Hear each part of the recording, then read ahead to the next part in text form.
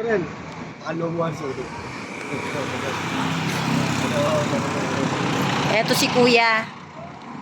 Bumili ng manok. Papakain lang niya sa mga aso. Ayan. Napakain lang niya sa aso.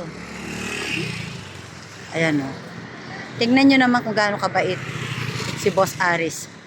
Pinakain lang sa aso yung piritong manok. Ayan yung mga aso o. Makain ng piritong manok. Daig pa ako. Ako galunggong lang kinain ko. Inulam ko siya. Manok-manok. Wala na yung isa. Tinakbo na niya. Ayan o.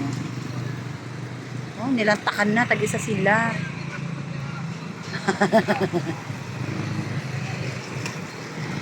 Ah, ang sarap. Ang sarap naman. Oh, wala, kinain na niya.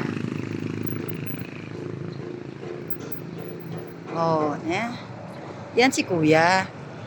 Tawag namin dyan, Boss Aris. Sila yung may-ari ng mga truck dyan. Oh. Diba? Pinakain lang sa aso. Wala na. Malis na po yung aso. Ayan po. Oh, ayan pa yung isa. Papakain pa niya sa aso. Pakali ka rin bata na. Oh. Ayan oh. Pakali ka rin bata na.